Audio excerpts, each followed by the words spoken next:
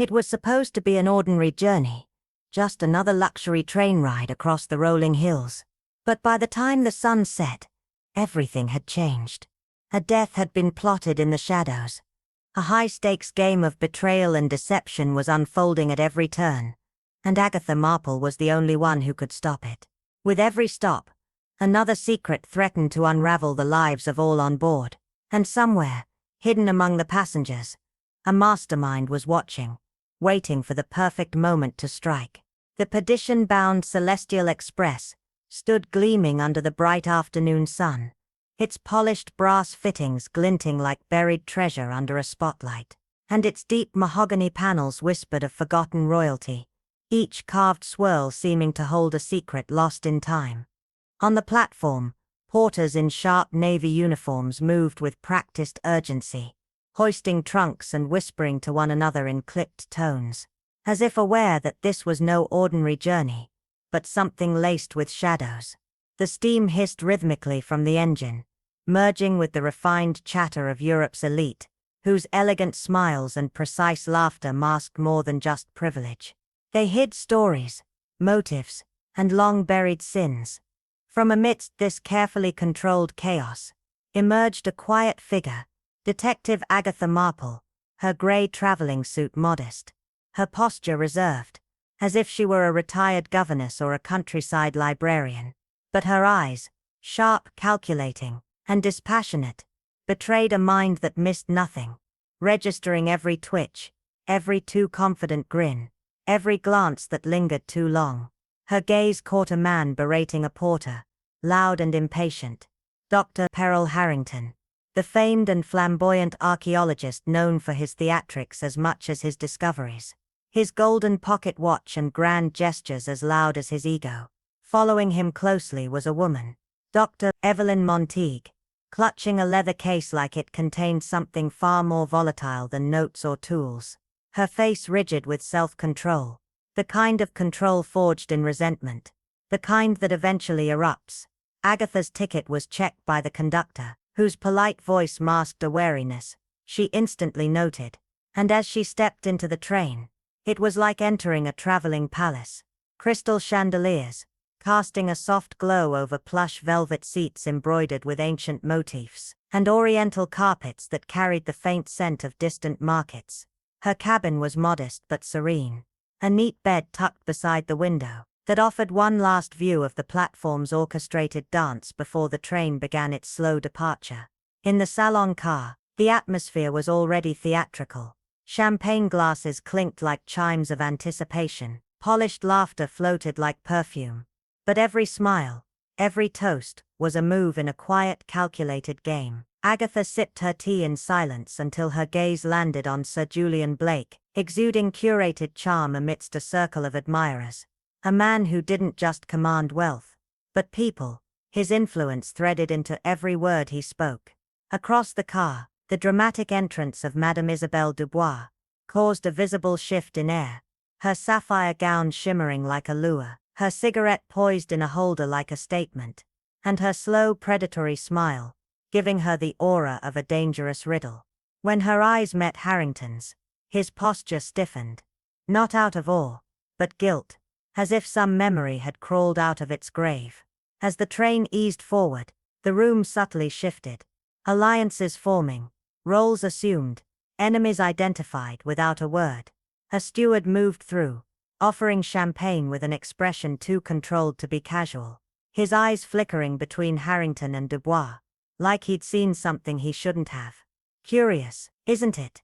came a voice beside Agatha, a soft, oddly knowing murmur from the conductor, who lingered just long enough to suggest he knew the journey held more than sights and scenery. "Every journey carries a lesson," Agatha replied quietly, her eyes scanning the room again, noticing the way people posed, listened or avoided.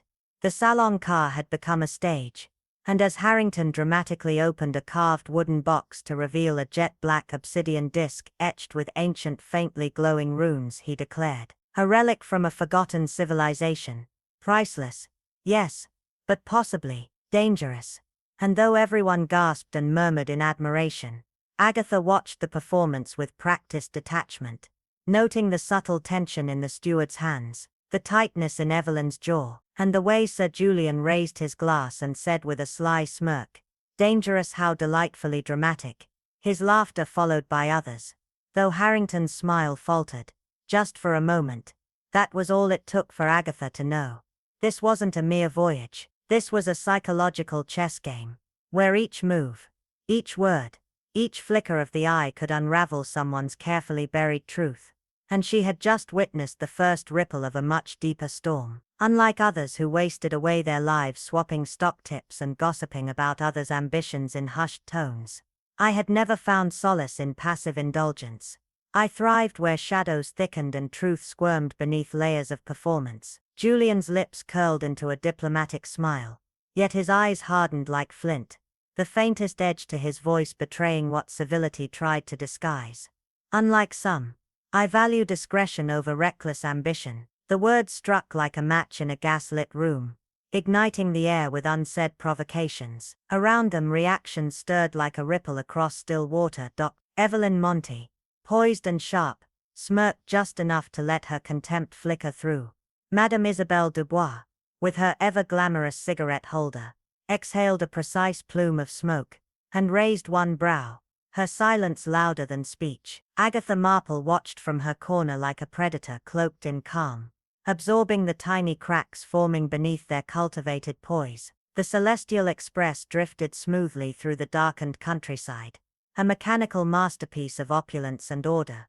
But beneath the champagne sparkle of its corridors, something darker had begun to pulse. Agatha's soft-soled shoes made no sound as she slipped away, drawn by a quiet intuition that often arrived like a whisper in her spine, one she had learned never to ignore. The luggage car greeted her with a chill, its sterile organization a sharp contrast to the lavish salon. Here, the air felt denser, like it had absorbed too many secrets too tightly packed to breathe. She stepped through rows of meticulously tagged trunks, her eyes scanning for anomalies.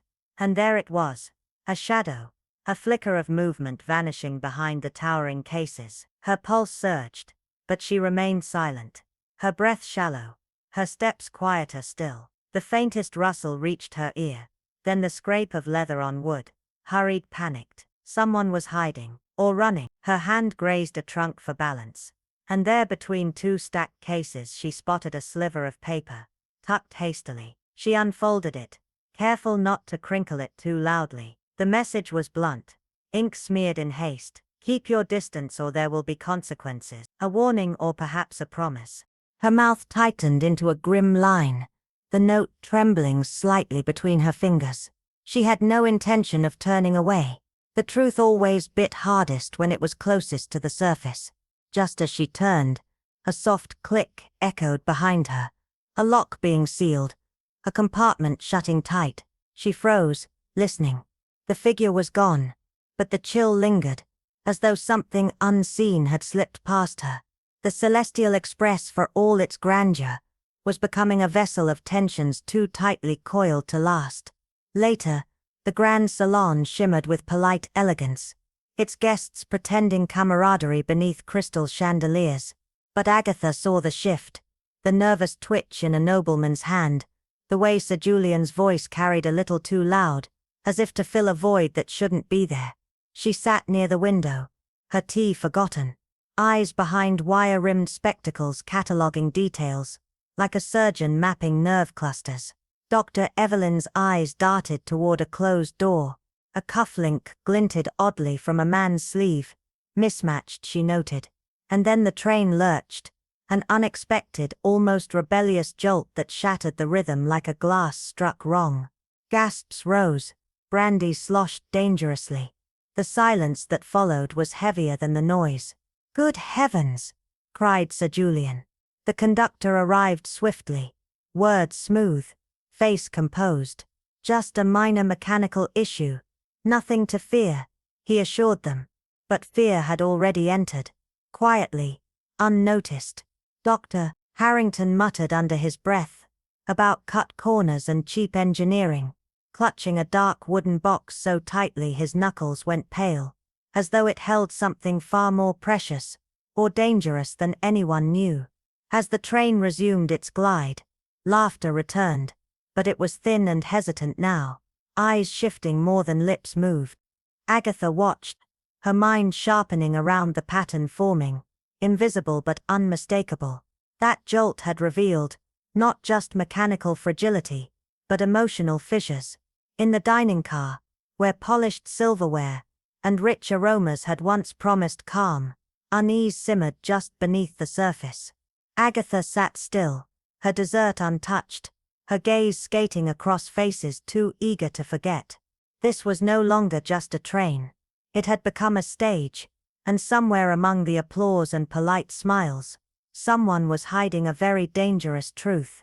The true journey, she knew now, had only just begun. The hushed voices at the far end of the car cut through the low hum of conversation, pulling Agatha's attention like a magnet.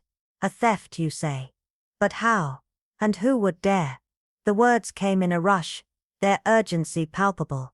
The voices belonged to Dr. Montague, whose usual composure seemed to waver, and a young steward, his nervous energy betraying his unease. Agatha's spoon hovered midair, her sharp eyes flicking toward the source of the conversation. She could only catch fragments. Words like priceless and artifact were unmistakable, hanging in the air like a dark omen. The steward's voice dropped lower, barely a whisper, though Agatha strained to hear every word. It was in his possession. I saw it myself. It's worth more than the entire train, I swear. A cold shiver ran down her spine. Then it's still here, Dr. Montague replied, his tone sharp, filled with restrained fury. No one could leave without being noticed. Agatha's expression remained placid, but her mind raced. The pieces of this puzzle were beginning to click together, yet the image they formed was still murky, shrouded in a haze of secrets and lies. Harrington's earlier theatrics with his so-called artifact, combined with the steward's desperate tone, hinted at something far darker, a mystery that could erupt into chaos with a single misstep.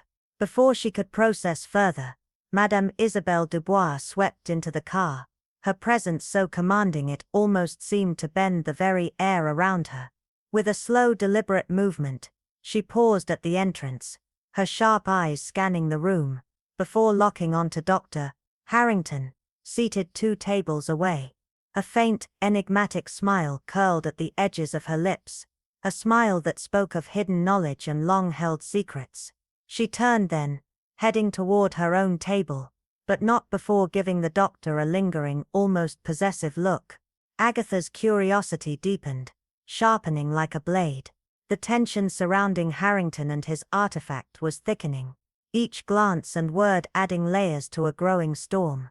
Somewhere within this microcosm of power, wealth and intrigue, lay the threads of a much larger mystery, one Agatha was determined to unravel.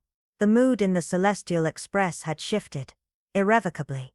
What had begun as a voyage of comfort, luxury, and endless possibilities, now felt like a performance in a theater, where every actor had a role to play, a secret to protect, and a truth to hide. Agatha Marple, quiet and unassuming, had no intention of being just a spectator. No, she would be the one to unmask the truth hidden behind every glance, every word, every move. The dining car, an opulent masterpiece of indulgence, was bathed in the soft glow of candlelight. The light flickered and danced on polished silver platters, its reflections bouncing off crystal glasses, sparkling like distant stars caught in the night. The voices of the passengers hummed like a well-tuned orchestra, blending seamlessly into a symphony of idle chatter and soft laughter. That is, until Dr. Harrington rose from his seat, cutting through the air with the precision of a conductor's baton. "Ladies and gentlemen," he began, his voice grandiose and slightly slurred, "I beg your indulgence for a moment of intellectual enlightenment." Agatha, seated on the edge of the room, allowed herself a fleeting smile. Dr. Harrington's theatrics were as much a part of the evening as the wine, the crystal, and the rich, perfumed air that filled the room. He held up a small wooden box, the same one he had guarded earlier with obsessive fervor, his hands trembling as he slowly opened it. A disk of obsidian gleamed darkly in the flickering candlelight, its surface reflecting the light in a way that seemed almost unnatural. Gasps rippled through the crowd, and all eyes locked on the object. "This," Dr. Harrington announced, his voice tinged with reverence and self-importance, "is no mere trinket unearthed from the sands of Anatolia. It is an artifact of immense historical and, dare I say, mystical value." He paused for effect, scanning the room with the air of a man who believed himself to be the center of the universe. Madame Isabel leaned forward, the delicate cigarette holder between her fingers almost an extension of her poised elegance. Her voice was soft, seductive, dripping with curiosity. "How intriguing, Dr. Harrington," she purred, her eyes never leaving the artifact. "And yet one wonders, what makes it so dangerous that you felt compelled to warn us all?" Harrington's expression faltered for a brief moment, his eyes narrowing. "That, madam, is knowledge reserved only for the worthy." Across the table Dr. Evelyn Monteith scoffed, her sharp features twisting with disdain. "The worthy," she sneered, her voice dripping with contempt. "All those who shout the loudest. Your discovery, as you call it, was built on a foundation of theft and deceit." A ripple of gasps spread through the room, the passengers exchanging uncertain glances, unsure of where the conversation would lead. Monteith's fists clenched on the tablecloth, her body trembling with fury. Harrington's voice dropped low, the tension palpable in every word. "Careful, Evelyn," he warned, his tone like a predator stalking its prey. "Jealousy does not suit you, nor does fraud." "Fraud?" Monteith's voice was thick with venom. "That artifact, if it is truly what you claim, belongs in a museum, not your pompous little circus act." The air in the dining car crackled with electric tension, the murmurs of the other passengers fading into the background. Agatha, who had been watching the scene unfold with quiet interest, sipped her tea, her gaze flicking back and forth between the two combatants. If words could wound, she thought, then the train would surely need a medic by morning. The rest of the evening passed in an unsettling hush. The rich aroma of freshly brewed coffee lingered in the air, mingling with the subtle sway of the train, but the usual hum of conversation had all but vanished, replaced by an almost tangible silence. Agatha's instincts told her that something had changed, shifted. The moment she sat down at her table, the steward attending to her seemed different, jittery, nervous, his eyes darting constantly toward the door. Agatha's keen eyes caught his unease immediately. "What's the matter?" she inquired gently, her voice soft but commanding. "It's Dr. Harrington, madam," the steward whispered, his voice strained. "He's not in his cabin." Agatha's eyebrow arched, an expression of mild curiosity crossing her face. Unusual, but hardly alarming. "Perhaps he's taken himself to some other part of the train." But the steward's response was far more unsettling. "There's more, madam," he continued, his voice barely audible now. His cabin door was open, and there was blood, a trail leading toward the luggage car. Agatha's teacup froze halfway to her lips. Without hesitation, she set it down gently on the table, her mind already shifting into high gear. "Take me there," she said, her voice calm, controlled, the authority of someone used to taking charge. The corridor leading to Dr. Harrington's cabin was eerily silent, the muted elegance of the train's interior now a stark contrast to the rising tension in the air. The soft tap of Agatha's heels against the polished floor was the only sound, a rhythmic beat that seemed to echo in the stillness. As they neared Harrington's cabin, the weight of something unseen pressed against Agatha's chest, thickening the air with each step. There was a presence here, something dark, something dangerous. She could feel it. The game had shifted. This was no longer just a mystery to be solved. It had become something far more deadly. The steward hesitated at the threshold of the cabin, his face ashen, and then with a reluctant gesture, he swept his hand toward the door, revealing the disarray inside. The scene was chilling in its implications. A chair overturned, a shattered glass glittering on the plush carpet, and most tellingly, The box that had once contained Dr. Harrington's precious artifact was nowhere to be found. A faint but unmistakable trail of blood, dark, stark against the carpet, led toward the back of the train. Agatha knelt by the doorway, her sharp, observant eyes scanning the wreckage with meticulous care. This was no mere robbery, she murmured, more to herself than to the steward. It was far worse. Dr. Harrington, if he was still alive, would be lucky to remain so much longer. Without hesitation, she followed the blood-stained trail toward the luggage car. The air inside grew thick, the smell of Polish and aged leather mingling with the oppressive silence. Agatha's movements were deliberate, calculated, each step silent, as if the very air around her held its breath. The blood-stained trail ended abruptly at a steamer trunk, its lid slightly ajar. She opened it slowly, revealing nothing but neatly folded clothing inside. A distraction, she realized with a jolt of frustration. A decoy. Her mind raced as she pieced together the fragments of the puzzle. Dr. Harrington's disappearance was no random event. It had been orchestrated, and whatever had happened, it was clear that the Celestial Express was no longer a mere vehicle of luxury. It had become a deadly game of cat and mouse. As she moved back down the corridor, her thoughts were interrupted by the steward, who still lingered nervously in the doorway. "I didn't see him after that," he stammered, his voice shaky. "But I did hear shouting later, near the luggage car. Thought nothing of it, nothing out of the ordinary." Agatha fixed him with a cold, piercing gaze. "Nothing on this train is ever ordinary," she replied, her voice low and foreboding. The luggage car, when she entered, presented a study in eerie contrast. The meticulous organization of trunks and bags stood in stark opposition to the tension that gripped the air, as if every item held its breath, aware of the catastrophe that had unfolded. Agatha moved with purpose through the narrow aisles, her trained eyes scanning for any sign of irregularity. Near the rear of the car, she paused. There, in the gleaming surface of a trunk, was a faint smudge of blood, stark and terrifying. Beside it, partially crumpled, was a piece of paper. She retrieved it carefully, smoothing it out. It was a torn page from Dr. Harrington's notebook, scrawled with fragmented notes in his distinctive handwriting.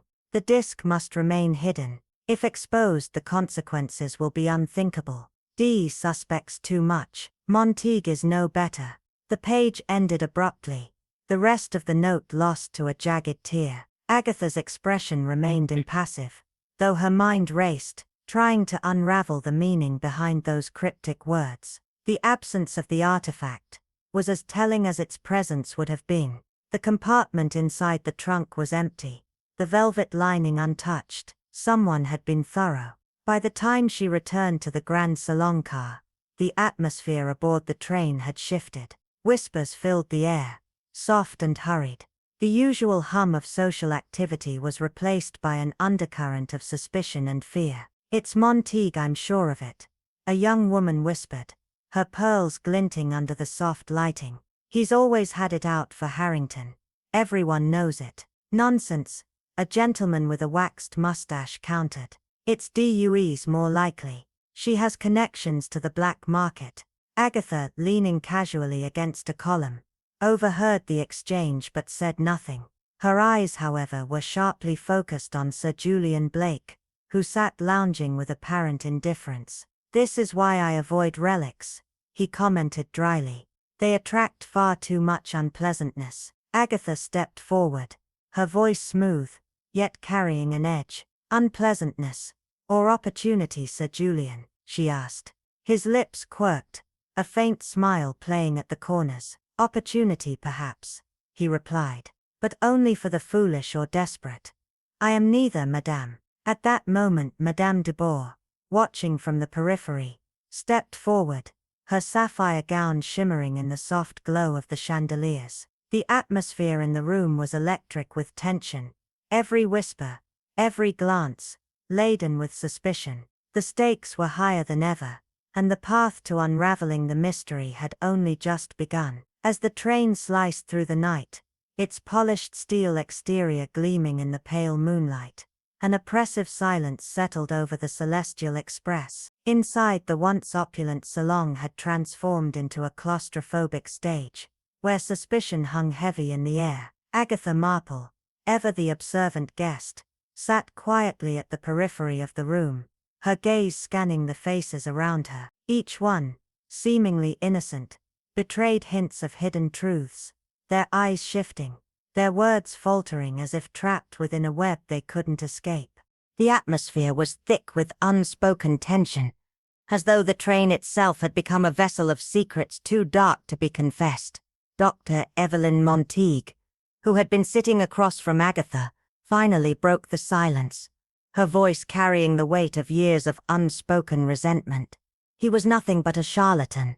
Montague spat, the words leaving her lips like venom, though her attempt to appear composed only emphasized the trembling of her hands as they tugged nervously at the hem of her perfectly tailored suit. I should have seen it coming.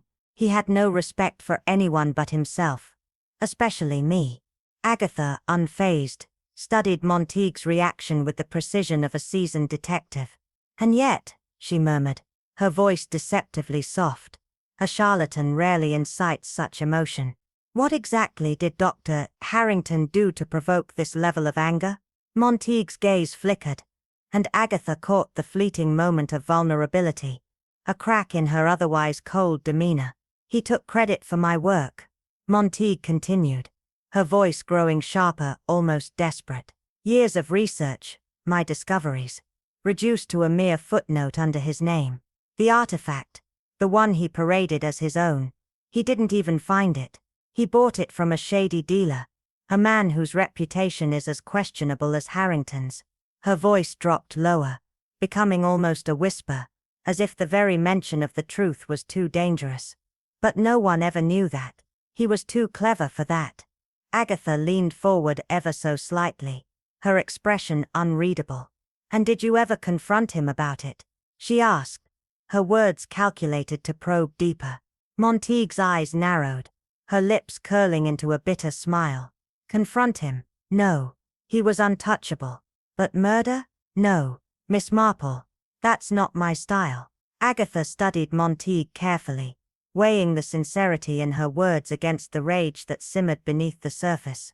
Meanwhile, across the room, Madame Isabelle Dubus stood near the window, her silhouette a striking contrast against the darkened landscape. Her emerald silk gown shimmered under the faint light, a portrait of elegance and restraint. Yet, as Agatha approached, she could sense the subtle shift in the air, the way the room seemed to hold its breath as if waiting for something, anything to break the tension. Quite the view, Agatha remarked lightly, her tone nonchalant, but there was a deeper current running through her words, an undercurrent of quiet interrogation. Dubus, for her part, didn't flinch, her smile unfaltering, but Agatha saw the slightest flicker in her eyes, a spark of recognition, or perhaps fear. Yes, Dubus replied, her voice smooth but with an edge that only someone like Agatha could catch. Though I find the company aboard this train far more intriguing than the scenery. Agatha didn't miss the hidden meaning in Dubus's words. Speaking of company, she continued, I couldn't help but wonder about your relationship with Dr. Harrington. A shared appreciation for artifacts, perhaps. Dubus's eyes flashed, but her smile remained intact, a mask that hid her true emotions. Harrington, she said slowly, exhaling a plume of smoke, was ambitious. A man of great potential, though reckless. His obsession with rare and valuable items often led him down questionable paths. Agatha's gaze never wavered. Such as Roland Ver? She asked, the name hanging in the air like a weighted accusation. Dubus's smile tightened, but she only laughed softly, a sound that didn't quite reach her eyes. Ver's name is often whispered in hushed tones, isn't it? A convenient scapegoat for those unwilling to face the truth of their own involvement. But knowledge is not a crime, Miss Marple, she added with a cool calmness that made Agatha's skin crawl. If you're searching for a villain, perhaps you should look closer at Dr. Harrington's other associates. Greed, ambition, enemies, they all leave their marks. Agatha allowed the words to settle, her mind already spinning the threads together. Dubus was a master of deflection, her charm too carefully constructed, her composure too practiced. It was the hallmark of someone hiding something, perhaps more than one secret. As Agatha made her way back to the observation car, her thoughts turned inward, each piece of the puzzle fitting together in a way that didn't quite make sense. She settled into a quiet corner, the gentle hum of the train's engine lulling her into a moment of reflection. A steward passed by, offering tea and biscuits, and Agatha accepted with a murmured thanks. As she reached for her saucer, however, her fingers brushed against something unexpected. A folded note, hidden beneath the edge of the cup. Agatha's pulse quickened, a chill running through her as she unfolded the message. The handwriting was uneven, frantic, as though written in haste. The words were simple yet deeply unsettling. Beware the shadows. They see more than you think. Agatha's mind raced, turning the words over and over, but the cryptic nature of the warning only deepened the mystery. Shadows. What could they mean? Were they a reference to someone? Or perhaps something more intangible? A force lurking just beneath the surface? The ambiguity gnawed at her, yet she couldn't shake the feeling that the warning held more weight than it appeared. The train continued its journey, the oppressive air of secrecy thickening with each passing moment. Agatha Marple, ever the sharp observer, knew that the truth, whatever it was buried deep beneath layers of lies and deceit. But she was determined to find it, even if it meant unmasking the darkness hiding in the very shadows that watched her every move. The Celestial Express hummed steadily through the vast expanse of the night, its polished exterior gleaming under the moon's watchful gaze. Yet inside, a palpable unease crept beneath the luxurious veneer. Agatha Marple stood by the window, her eyes scanning the passengers, their casual postures betraying none of the tension that hung thick in the air, like an invisible weight pressing down on them all. The bright afternoon sun had long since disappeared, and with it the last semblance of comfort had been replaced by a creeping sense of menace that refused to dissipate. Slipping the strange note into her pocket, Agatha's face remained a picture of calm, yet inside, her resolve had deepened. Whoever had orchestrated Dr. Harrington's disappearance and sent her this warning was watching, and Agatha Marple was determined to turn the tables. The luggage car was a world away from the opulent salons of the train, bathed in a dim flickering light that cast long unnerving shadows across the neatly stacked trunks and crates. The rhythmic clatter of the train's wheels was hypnotic, broken only by the occasional creak of shifting luggage. As she moved quietly down the narrow aisle, her sharp eyes darted from one corner to another, her instincts honed through years of careful observation sensing that this was no ordinary search. There was something here, something hidden, awaiting her discovery. She crouched before a battered trunk, the initials HW hastily stamped on its side, her gloved fingers testing the latch. It opened easily, an oddity for a man so protective of his possessions. Just as she lifted the lid, a faint sound reached her ears, a whisper of movement, a scuff of leather on wood. Instantly, her body tensed, every muscle alert. She froze, her mind calculating the next move, the pulse of her heartbeat in her ears. Then, in a flash, the figure lunged from the shadows, an arm reaching out to grab her. But Agatha was faster. She sidestepped with a fluidity that belied her unassuming appearance, the figure stumbling forward with a curse, vanishing back into the dark recesses of the car. Her heartbeat slowed as she regained composure, her mind already assessing the situation. The trunks were overturned, a faint dusting of footprints left behind where the intruder had stood. Whoever they were, they had something to hide. And now so did she. The Grand Salon, once a place of leisure and polite conversation, now felt suffocating, its opulence overshadowed by the air of guarded suspicion that filled the room. The passengers, once comfortably ensconced in their pleasantries, now exchanged clipped words and furtive glances, their smiles strained and false. Sir Julian Blake, perched near the window with a glass of brandy in hand, appeared outwardly at ease, but Agatha noted the tension in his shoulders, and the way his eyes darted uneasily when he noticed her approach. She slid into the chair opposite him, her expression cool, her voice steady. "Sir Julian," she began, her words tinged with curiosity. "I've been meaning to ask, what drew you to sponsor Dr. Harrington's work? Archaeology seems an unusual pursuit for someone with your varied interests." His lips quirked in a faint, calculating smile, though his eyes held a guarded glint. "Ah, Miss Marple, you're as sharp as ever. Let's call it an investment in history, or perhaps an opportunity." His gaze met hers, and Agatha saw the flicker of something deeper, something that barely scratched the surface. "Opportunity," she echoed, leaning slightly forward. "Harrington had a knack for finding things others couldn't," he continued, his tone casual, but Agatha caught the way his voice tightened. His methods were unconventional, yes, but the results were often lucrative. Lucrative enough to risk a reputation. His smile remained, but it didn't reach his eyes. Agatha's own smile faltered slightly as she processed his words. "So you valued the financial over the personal?" she asked, her tone casual, but laced with subtle accusation. "I regret the loss of his work, but my involvement ended at funding his expeditions," Blake replied coolly, as though dismissing her probing. Agatha nodded, her gaze never leaving his, as she mentally noted the implications of his detached attitude. A man concerned only with financial gain would rarely mourn the loss of a colleague. Back in Harrington's cabin, the air was heavy with the remnants of chaos left by the earlier search. Agatha's practiced hands methodically sifted through the contents of the scattered luggage. Beneath the disarray, she found a hidden compartment in a leather satchel, and inside, a velvet pouch tied tightly with a silk cord.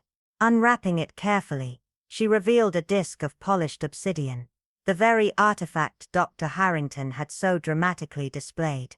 But something was off. The weight was wrong, and the surface was too smooth, lacking the subtle imperfections that came with ancient relics. Holding it to the light, Agatha noticed faint, almost imperceptible machine marks along the edges. "A counterfeit," she murmured, both amused and frustrated by the revelation. The implications were immediate and damning. If Harrington's prized artifact was a forgery, then what had happened to the real one? And who among the passengers knew enough to exploit it? Her mind whirled with possibilities, the walls of the Celestial Express suddenly feeling much too close. This was no ordinary theft. It was a carefully constructed deception, driven by greed and desperation. Slipping the counterfeit back into its hiding place, Agatha's thoughts raced, the pieces of the puzzle beginning to fall into place, but leaving her with more questions than answers.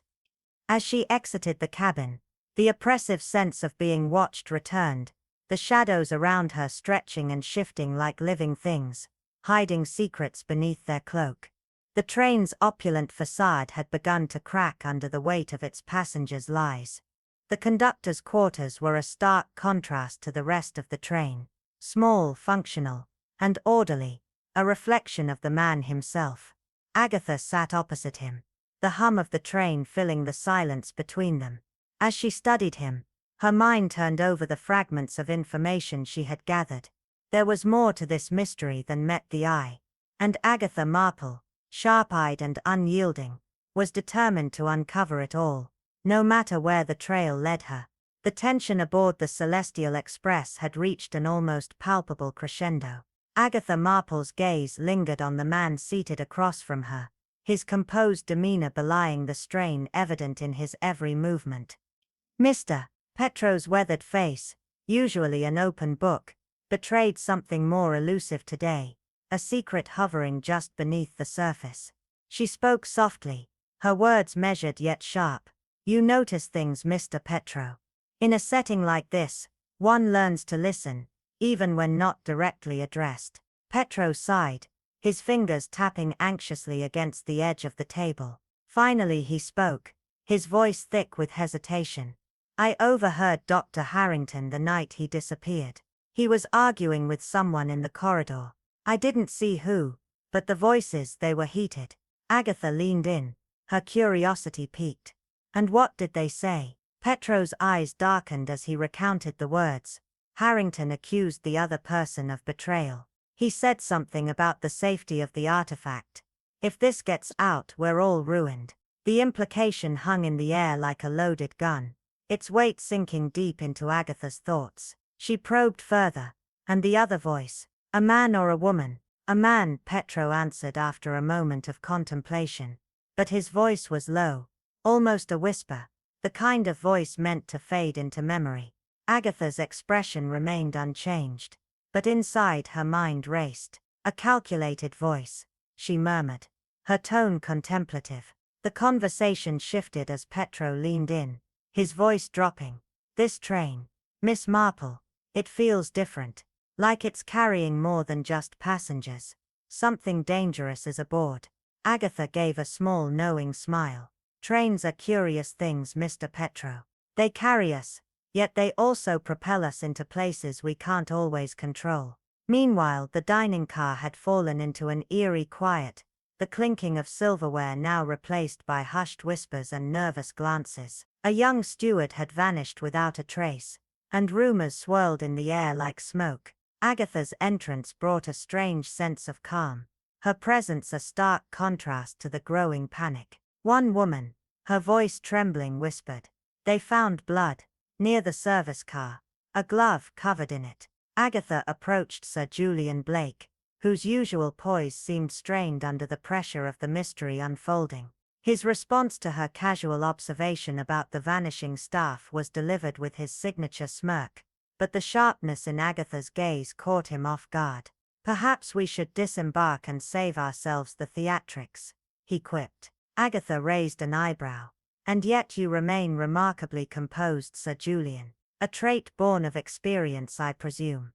"Experience teaches one not to panic, Miss Marple. It also teaches the value of keeping certain truths to oneself," he replied, his voice smooth, but the faintest hint of discomfort clouded his eyes. Agatha's reply was swift. Wise advice, though one must discern between wisdom and avoidance. As she moved through the corridors of the train, Agatha's mind remained focused on the web of deception unraveling around her.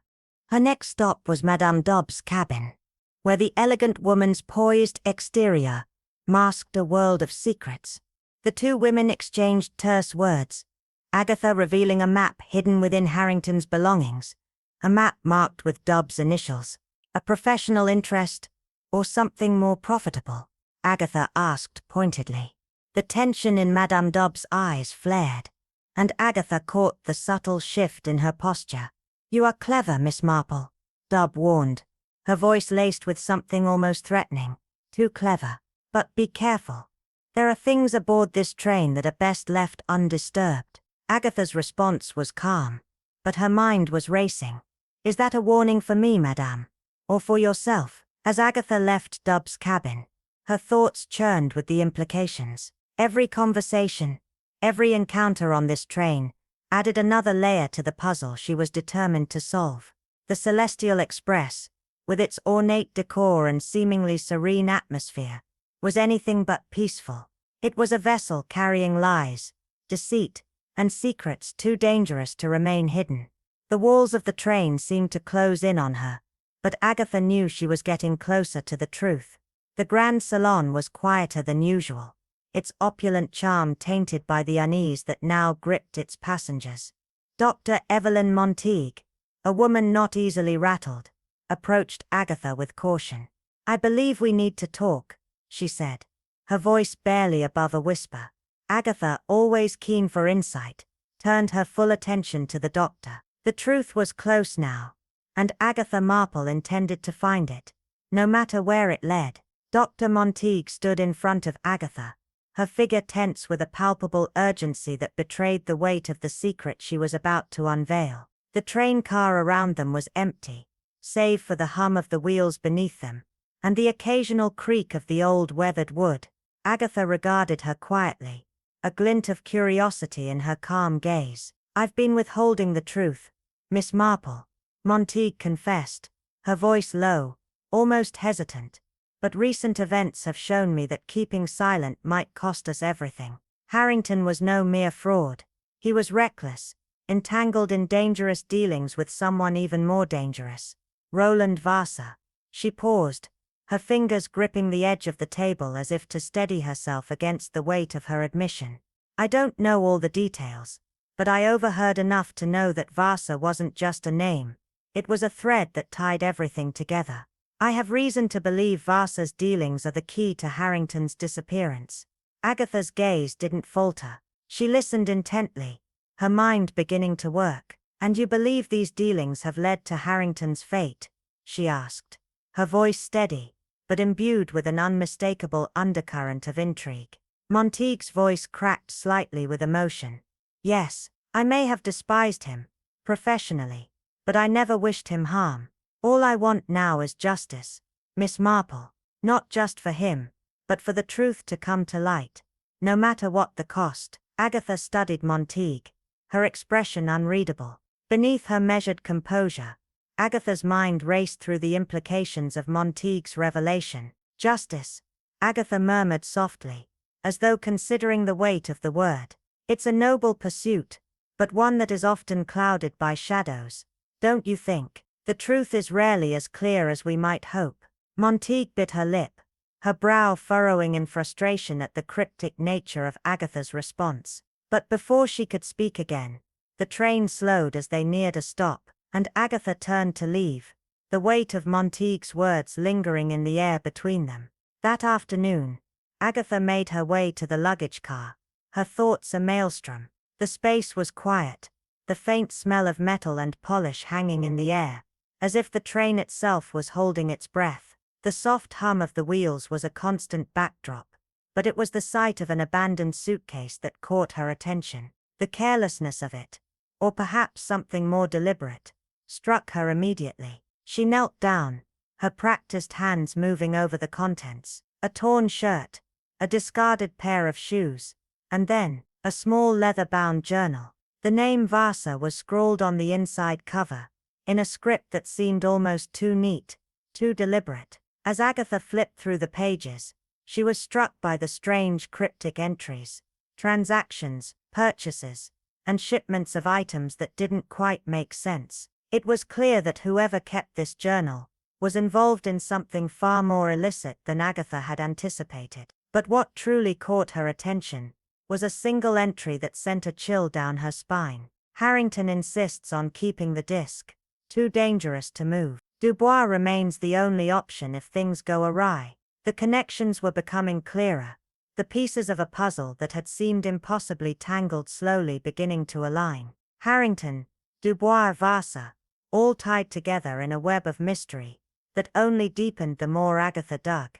The journal was filled with cryptic notes and references to hidden objects, each entry suggesting a network of dealings far beyond the scope of the train. The journal was a map of secrets, and yet, the truth remained elusive. Night fell, and the train seemed to take on a new life. The dim light in the cabins cast long shadows, and the air felt thick with unsaid words. In her cabin, Agatha laid out all her findings, Montague's warnings, the journal, and the counterfeit artifact she had uncovered earlier. Her mind worked through the complex narrative that was slowly emerging from the chaos, piecing together the fragments of information she had gathered. It was clear that Dubois and Vasa were connected, but just how deeply their involvement ran was still a mystery. Harrington's ambition had led him into dangerous territory, but whether he was the victim of a deeper conspiracy, or a willing participant in his own downfall,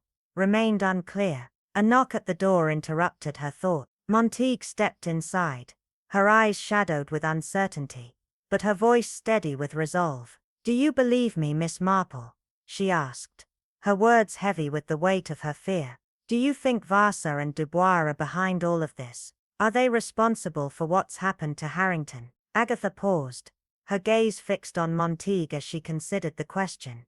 "I believe there is truth in what you've said, Dr. Montague," she said slowly, her voice quiet but firm. "But as with all truths, they are rarely pure and never simple." Montague looked at her, the frustration evident on her face. "So what do we do now?" she asked, her voice tinged with desperation. Agatha's expression softened, but her eyes remained sharp with determination. "We wait," she replied. "The truth always has a way of revealing itself, but sometimes it requires encouragement." With that, Montague left, the tension between them hanging in the air, and Agatha turned her attention back to the journal, her mind whirling with the implications of the tangled web she was now entangled in. The grand salon was unusually quiet the next evening. The once jovial atmosphere had been replaced by a heavy, almost oppressive silence. Agatha stood at the center of the room, her small frame radiating quiet authority, as she prepared to confront the truth head-on. "Ladies and gentlemen," she began, her voice cutting through the silence with a calm intensity.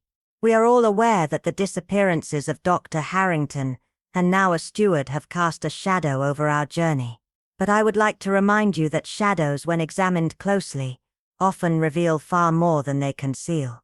Her gaze swept across the room, locking momentarily with Madame Dubois's cold, calculating stare. "Madame Dubois," Agatha continued, her voice firm and sharp, "I wonder if you might enlighten us all about your relationship with Roland Vassar." The room fell into an uneasy hush, all eyes on Dubois, whose composed exterior cracked just slightly. She raised a perfectly arched eyebrow, her cigarette holder poised between her fingers with practiced elegance. "Miss Marple," Dubois replied, her voice smooth as velvet, but with a trace of defensiveness. "I do not deny that my work as a collector has occasionally brought me into contact with Mr. Vassar, but to imply there is more to it, well, that is quite a leap, wouldn't you agree?" The room buzzed with whispers, and Agatha's sharp eyes never wavered from Dubois, the wheels turning in her mind as the pieces of the puzzle began to fall into place. The tension in the room was unbearable, but Agatha remained calm, knowing that the truth, however dark it may be, was inching ever closer to the surface. She would uncover it. The train, once just a mode of travel, had become the perfect stage for deception and betrayal, and Agatha Marple would leave no stone unturned until the final act was revealed. As the train swayed gently along the tracks, Agatha sat in the corner of the dimly lit compartment, the silence around her thick with tension. Her thoughts churned relentlessly, piecing together the puzzle that was slowly unraveling before her. Dr. Montague's confession still echoed in her mind, a stark reminder of how far-reaching the web of deception had become. The artifact, the mysterious Vassar, and the cryptic ties between Dubois and Harrington. They were all connected, but the true scale of the conspiracy eluded her grasp. Agatha had always known that in the world of secrets and lies, truth was often hidden beneath layers of smoke and mirrors. Yet, this was different. This wasn't just about a missing man or a stolen artifact. This was something darker, more sinister, and far more dangerous. The tension in the air was palpable as the train neared its destination, the rumble of the wheels on the tracks becoming a haunting prelude to the chaos that was about to erupt. In the midst of this uncertainty, Madame Dubois remained composed, her icy demeanor belying the suspicion that had begun to swirl around her like an approaching storm. When Agatha had confronted her, Dubois had responded with practiced calm, but Agatha had seen the flicker of doubt in her eyes, the smallest crack in her perfect facade. "Speculation is dangerous, Miss Marple," Dubois had said, her voice a smooth veil, hiding the unease underneath. "I suggest you tread carefully." But Agatha knew that in the game of lies, caution was the greatest risk. And yet, when truth is on the line, speculation is often the first step toward discovery. Agatha had replied, her voice unwavering. She had turned to the other passengers, her gaze sweeping the room like a hawk surveying its prey. "Madame Dubois admits her ties to Vassar, a name tainted by illegal artifact trades. Dr. Harrington was involved in this world too. Does it not follow that such connections could have played a role in his disappearance?" The room had erupted into murmurs, but Dubois had remained unnervingly still, her expression unreadable. Agatha had seen the truth flickering in the shadows, and now she could feel it drawing closer. That evening, as the train passed through the moonlit countryside, Agatha sought solace in the observation car. The rhythmic clatter of the train beneath her, seemed to mirror the steady beat of her own heart. It was here, amidst the quiet, that she had hoped for a moment of clarity. But instead, a sound broke her concentration, a soft shuffle, almost imperceptible from behind. She spun around, but the car was empty. The hairs on the back of her neck prickled as a figure materialized from the shadows, lunging toward her with terrifying speed. Agatha barely had time to react, her chair toppling as she scrambled backward. The attacker was quick, his movements precise, but before he could strike again, a voice rang out like a shot. "Stop right there." It was Sir Julian Blake, his usual air of indifference replaced by a steely resolve. He brandished a heavy cane, advancing toward the assailant with authority. The attacker hesitated, then fled, disappearing into the next car. Agatha steadied herself, her breath coming in shallow gasps, but her mind remained razor-sharp. "Sir Julian, I owe you my thanks," she said, her voice steady, despite the adrenaline coursing through her veins. Julian offered her a rare smile. "It seems my cynicism had its limits tonight," he replied. "Are you all right?" "Quite," Agatha said, already processing the attack. "But this suggests our adversary is growing desperate. They know time is running out." The next morning, Agatha's instincts led her to Edward, the nervous steward whose trembling hands had caught her attention from the start. As she questioned him in a quiet corner of the dining car, his answers became increasingly strained, his eyes darting nervously. She pressed him, her voice soft but insistent. Finally, his facade crumbled. "I was helping Vasa," Edward confessed, his voice quivering. "But I swear, I didn't hurt anyone. My job was just to retrieve the artifact, and make sure it got to him and Dr. Harrington." Agatha's eyes narrowed. "And why did Vasa want Harrington's artifact so badly?" Edward hesitated, then whispered, "Harrington refused to hand it over. He insisted on keeping it. Vasa ordered me to follow him. But then he disappeared. I didn't expect it to go this far, I swear." Agatha absorbed his words, her mind already turning over the new information. "You may not be the mastermind behind this, Edward, but you are still a part of it. Your role, though perhaps forced, does not absolve you from suspicion." Before Edward could respond, a loud commotion erupted in the next car. Agatha's lips tightened. The game was nearing its end, but the true mastermind remained elusive. As the train rolled forward, its smooth hum masking the storm brewing beneath the surface, Agatha retreated to her cabin, the weight of the situation settling on her shoulders. She had a new realization. The killer's motives weren't just limited to theft or revenge.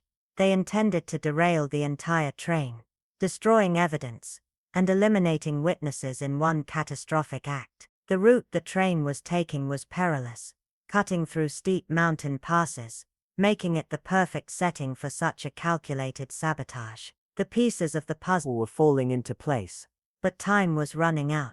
That evening, Agatha entered the Grand Salon, her usual calm demeanor hiding the fire of determination within. The passengers were tense, whispers of danger floating through the air like smoke. She gathered them all, speaking with quiet authority. "Ladies and gentlemen," she began, her voice cutting through the murmur, "this journey has taken a darker turn, but I believe I have a way to end this ordeal." Madame Dubois raised an eyebrow, her expression curious but cautious. "Do enlighten us, Miss Marple," she said with feigned interest. "We're all eager for resolution." Agatha held up a small box, its surface polished and gleaming in the dim light.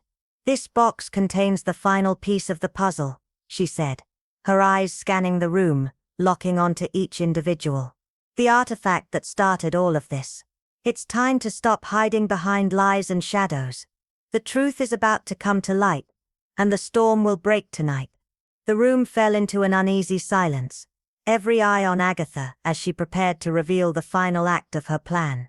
The game was over, and the truth would soon be exposed. The killer had underestimated her resolve, and now they would pay the price.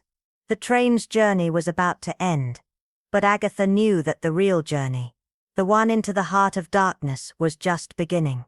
As the tension in the Grand Salon reached a fever pitch, Agatha Marple remained the picture of composure, her every movement deliberate, as if orchestrating the final act of a grand play.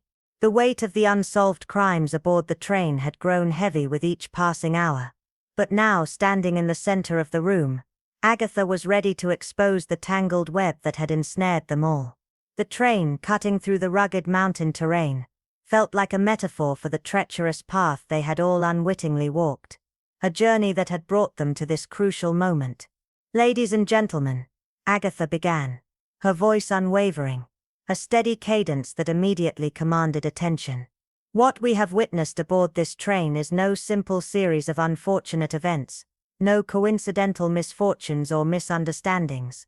What has unfolded here is a masterfully crafted series of manipulations, lies and deadly secrets, designed to lead us astray. But as with all mysteries, the truth cannot remain hidden forever." Her gaze swept over the room, making fleeting eye contact with each passenger, noting the subtle shifts in their demeanor, the way some of them looked away, their faces pale with the weight of the revelation. "The disappearances, the thefts, the deaths, they are all connected," Agatha continued, her voice growing firmer, more authoritative. "And these crimes point to one undeniable conclusion. The killer is not some outsider lurking in the shadows, nor some faceless figure beyond these walls. No, the mastermind is here among us, someone who has woven their charm and deceit into the very fabric of this journey, someone who has fooled us all." The room was dead silent now, every eye on Agatha, every ear straining to hear her next words. Madame Dubois, reclining in her seat with an air of detached elegance, did not flinch, though her fingers tightened ever so slightly around the edge of her wineglass. The faintest twitch of her lips betrayed a hint of unease, but she quickly masked it with a cold, indifferent smile. Agatha's sharp eyes never left her. "Madame Dubois," she said, her voice unwavering, "it is you." The room erupted in gasps, voices rising in shock and disbelief, but Agatha's calm demeanor remained unshaken. "You thought you could play us all," she continued, her tone slicing through the confusion like a knife through butter. "But I see through you, madame. Your connections to Roland Vaser were carefully concealed, your dealings in the illegal artifact trade expertly disguised. But the counterfeit artifact, the ruse you orchestrated to deflect suspicion, it all traces back to you. You thought you could frame others, hide in plain sight, but the truth has a way of finding its way to the surface, no matter how deeply it's buried." Madame Dubois' face remained impassive for the longest moment, her expression one of feigned disbelief, but the slightest flicker of panic danced in her eyes. "This is preposterous," she spat, her voice sharp, her composure slipping ever so slightly. "You have no proof." Agatha, however, was unflinching. "Oh, I have proof," she said coolly, her gaze never wavering. "The journal found in Dr. Harrington's luggage contained meticulous records of your dealings with Vaser, and more importantly, it revealed your hand in the plot to steal Harrington's prized artifact. The counterfeit piece you placed on the market was a clever diversion, but not clever enough. Your knowledge of the artifact and your ability to manipulate the players in this game make it clear that you are the architect of this whole scheme." The room was still, the silence pressing down on them like a physical weight. Madame Dubois' eyes narrowed, her lips curling into a tight, forced smile as she straightened in her seat. "You think you can accuse me without consequences, Miss Marple? Do you truly believe you have won?" Agatha did not flinch, nor did her voice betray the slightest hint of doubt. "Oh, I do not believe I have won, madame. I know I have won." The words hung in the air like a final, irrevocable sentence. "You played us all, thinking that your charm, your cunning and your ties to powerful people could protect you. But in the end, it was your overconfidence that sealed your fate." Madame Dubois' smile wavered, and for a brief moment, the mask slipped entirely. Her fingers trembled around her glass, her poised exterior cracking just enough for Agatha to see the desperation lurking beneath. "You're bluffing," she said, her voice low and threatening, but Agatha remained unshaken. "I never bluff, madame. The truth is always far more powerful than any bluff could ever be." The silence stretched, but it was not the uncomfortable quiet of uncertainty. It was the heavy, suffocating quiet that followed the revelation of a deep hidden truth. The weight of the moment settled over the room, the passengers frozen in place, each one processing the final act of this twisted drama. Sir Julian Blake, standing near the back of the room, watched the exchange with narrowed eyes, his earlier air of calm replaced by a subtle unease. He opened his mouth to speak, but Agatha raised her hand, her sharp gaze silencing him instantly. "This charade ends now," she declared, her voice firm and resolute. Her eyes moved to Montague, her trusted ally, and with a brief nod, he stepped forward, his hand resting on the revolver at his side. The room seemed to hold its breath as Montague leveled his gaze at Julian, his face grim. "Enough," he said, his voice low, but laced with the authority of a man who had seen enough to last a lifetime. "It's over." Julian Blake's face contorted, his mask of control slipping, revealing the anger and frustration that had been bubbling beneath the surface. He made a move, as if to reach for something hidden in his coat, but Agatha was already 2 steps ahead. "Don't even think about it," she said, her voice calm but final. Montague raised his revolver, his steady hand the embodiment of the quiet strength that had carried them through this ordeal. "The truth is finally out," Agatha said, her voice low but triumphant. "The game is over." The passengers, their faces drawn and weary, exhaled collectively, as though a heavy burden had been lifted from their shoulders. Outside, the train continued its journey through the mountains, the night dark and thick with the shadows of the past. Yet inside, in the grand salon, the light of truth had shattered the darkness, at least for now. As the train rolled on through the mountains, its wheels grinding against the tracks in a rhythm that was both relentless and calming, Agatha stood tall, a quiet force amidst the chaos, knowing that while the game had ended, the journey had only just begun. The Celestial Express had served as the perfect stage for this intricate tale of deception, betrayal, and murder, but in the end, it was Agatha Marple who had emerged victorious, her mind sharper and her resolve stronger than ever before. The tension in the room was palpable, as the weight of Agatha Marple's revelations hung heavily in the air. The grand salon had transformed into an arena of raw emotions, every passenger caught in the whirlwind of suspense that had swirled around them for days. Agatha's calm, unwavering presence was the only anchor in the storm of accusations and revelations. She stood before them, the leather-bound journal now resting ominously on the table before her. The golden light from the chandeliers reflected off her polished demeanor, casting an eerie glow that seemed to heighten the tension in the room. "Madame Dubois," Agatha began, her voice cool and collected, "this journal found among Dr. Harrington's belongings contains more than just his notes. It contains the keys to your dark secrets, detailed records of your dealings with Roland Vaser, shipments of stolen artifacts, including the very disc Harrington had been so proud to display. Your hands are stained with far more than just your apparent interest in collecting." Madame Dubois remained seated, her elegant poise unshaken, but there was a flicker of unease in her eyes, a crack in the mask of confidence she had so carefully cultivated. "And what exactly does that prove, Miss Marple?" she asked, her voice dripping with mock amusement, though her fingers clenched the arms of her chair in a tight, almost imperceptible gesture of anxiety. Agatha's gaze sharpened as she took a step closer. "It proves your deep involvement in the black market, Madame, and it paints a much darker picture, one of calculated manipulation and treachery," she said, her voice steady, but carrying an edge of finality. "But there's more. The journal references not just one, but several shipments of counterfeit artifacts, elaborate forgeries meant to deceive eager buyers, to steal from those who believed they were purchasing genuine treasures. The very same forgeries you masterminded." A gasp rippled through the passengers as they processed the weight of Agatha's words. Madame Dubois' composed exterior faltered, just for a split second, but it was enough to expose her. Her lips curled into a tight, controlled smile, though it didn't reach her eyes. "You think you've unraveled everything, Miss Marple," she scoffed, standing slowly, her elegant frame towering over the gathered crowd. "I've played this game far longer than you could ever comprehend. You think you can trap me with these flimsy accusations? Agatha's expression remained unchanged, unwavering as ever. I don't need to trap you, madame. Your own actions speak volumes, she replied. At that moment a shift in the room caught Agatha's attention. Madame Dubois' gaze flickered toward the door, an almost imperceptible movement, but Agatha was already steps ahead. She nodded subtly to the conductor, who stepped forward with a grave expression. Madame Dubois, he said, his voice steady yet laced with authority.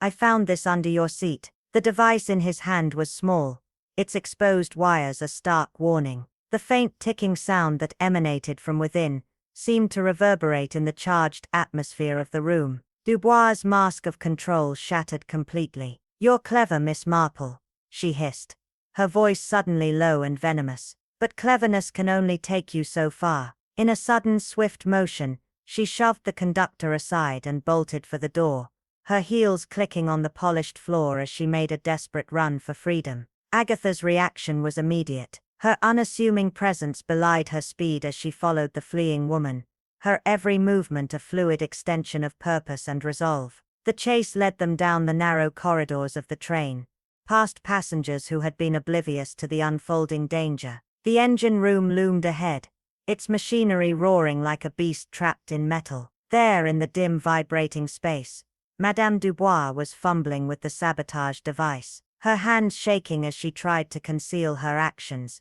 her desperation palpable. Stop this madness, madame, Agatha called, her voice rising above the din of the train's machinery. You've already lost. Don't destroy more lives in your frantic attempt to escape. But Dubois was beyond reason, her face twisted with a mixture of fear and anger. If Fur finds out I failed, I'll be as good as dead, she spat, her words sharp, laced with a desperation that only fueled the darkness in her eyes. Agatha took a step forward, her voice softening but still resolute. Perhaps, she said gently, but this path will only ensure your complete destruction. There was a hesitation in Dubois' eyes, the device still clutched tightly in her hands. In that fleeting moment of vulnerability, the conductor lunged, his strong hands reaching for the device. The ensuing scuffle was brief, but enough for the device to slip from her grip and fall to the floor. The ticking grew louder, each second a beat of impending doom. Agatha moved quickly,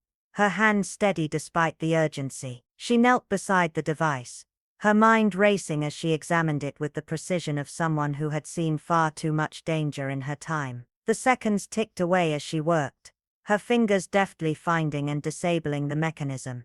The ominous ticking silenced at last. The room fell into an eerie stillness, the only sound the hum of the train as it continued its journey through the mountains. Dubois slumped to the floor, defeated, her defiance now crumbled to dust. The conductor stepped forward, securing her wrists, but Agatha's attention was already elsewhere. She straightened her skirt with a casual flick, her voice cutting through the silence. A shame, madame, she said with regret. You might have achieved great things if only you had chosen a different path. As the train neared its final stop, the passengers began to emerge from their cabins, the ordeal behind them, but its weight still palpable in the air. Agatha sat quietly by the window, her reflection merging with the passing landscape, her thoughts clouded by the long journey ahead. The truth had been uncovered, the danger averted, but the scars of greed, jealousy and fear would remain, as they always did. The train, once a vessel of intrigue and deception,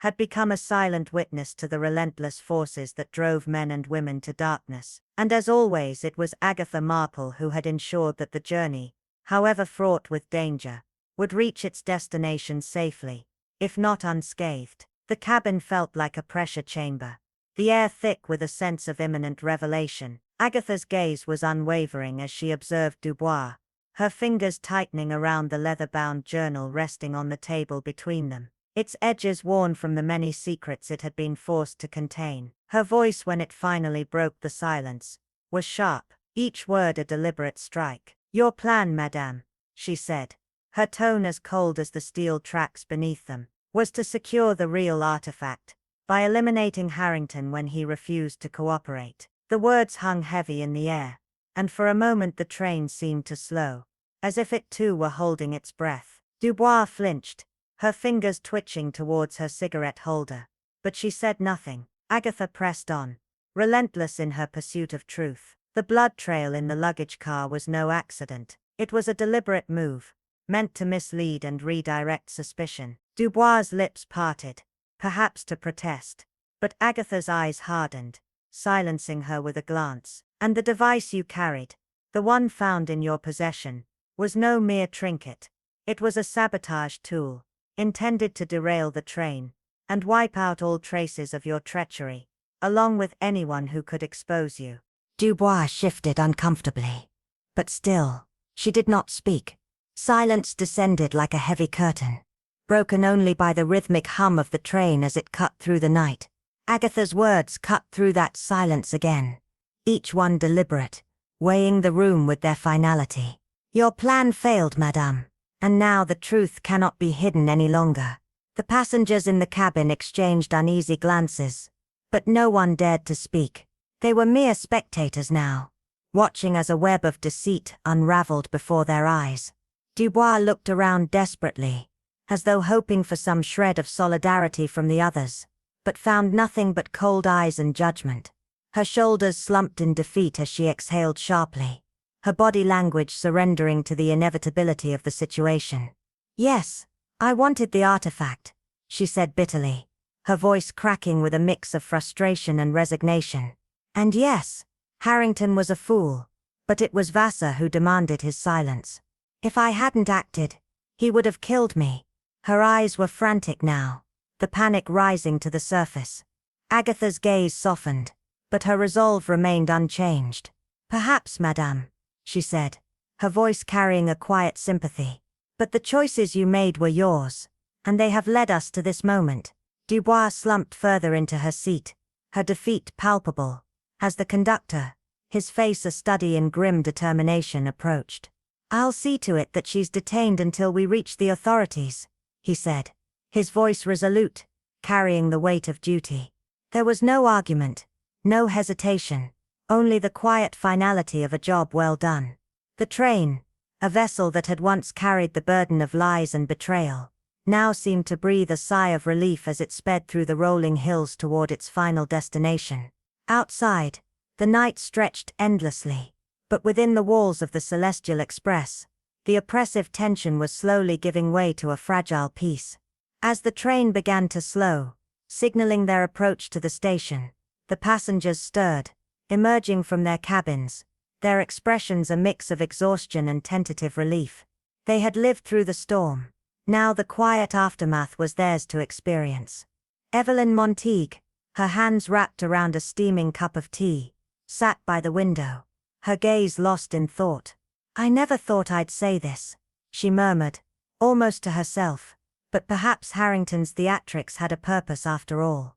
Her voice was soft, tinged with a faint appreciation for the strange turn of events. Julian Blake, ever composed, couldn't suppress a dry chuckle.